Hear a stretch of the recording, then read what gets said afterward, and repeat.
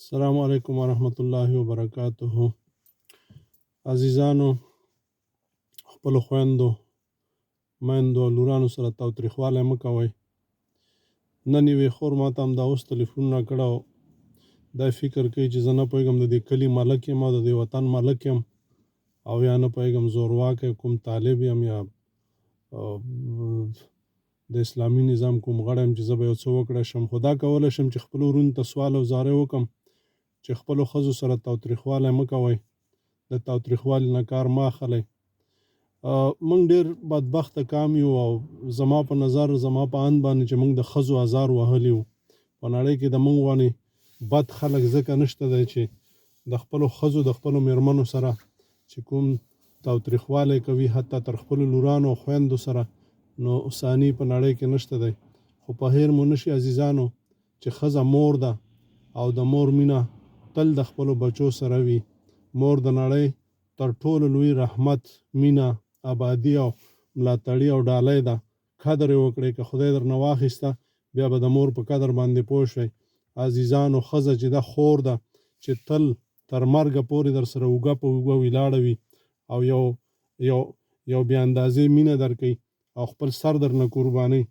عزیزانو، ښځه چې ده مېرمن ده چې د ژوند ملګرې ده او د ژوند مینه او صادقه ملګرتیا در سره کوي. ستا د ژوند، ستا د ښکلا، ستا د جسم او د احساساتو او د کور ساتنه کوي، ستا د بچو تربیت کوي او ته چې په خپل کور کې نه وي مطمئن وي ستا د مال او د هر شي حفاظت دغه مېرمن کوي او مینه خو یې لا څه کوي.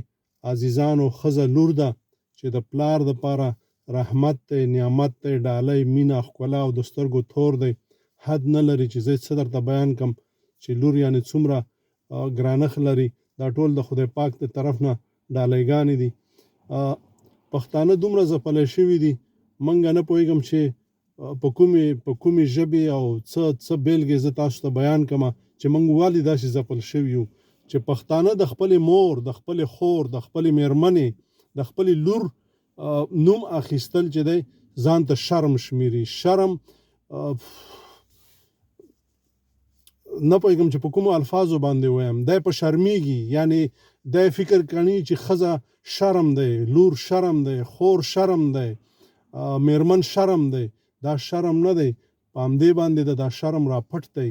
که ستا مور نه وای، که ستا خور نه وای، که ستا مېرمن نه وای، که ستا لور نه وای، زما په نظر لیونی به ګرځېدلی، در په در او خاورې به سر به ګرځېدلی. هغه خلک چې مېرمن نه لري، مور نه لري، خور نه لري، لور نه لري، ورشئ د هغې نه پوښتنه وکړئ په لیاز د خدای باندې چې توبه وباسئ او د نن نه وروسته د خپلو مېرمنو سره، د خپلو میندو، د خپلو خویندو سره، د خپلو لورانو سره ظلم مه کوئ. یو خو یې د څارویو په څېر مه خرڅوئ. دا ستا په بدن کې، دا ستا په مال کې، دا ستا په مینه کې حق لري، سالم حق لري او دا حق خدای پاک ورکړی دی او خدای پاک به پوښتنه درنه کوي. عزیزانو، راځئ چې لاسونه سره یو کړو او هغه څه چې خدای په موږ فرض کړي دي هغه موږ او تاسې پوره کړو. نه غواړم چې مخکې لاړ شم. علما کرام ژوندي دي، خو د علما کرامو نه هم هیله کوم چې د مېرمنو په اړه حقونه بیان کړي او دا کارونه مه کوئ چې خرڅوئ خو لکه د څاروو غوندې او بیا په خپل جایداد او په مال کې حق نه ورکوئ. دغسې خلک به ذلیل، خوار، رسوا، شرمنده دلته هم وي او د مرګ نه وروسته به یې خدای وشرموي.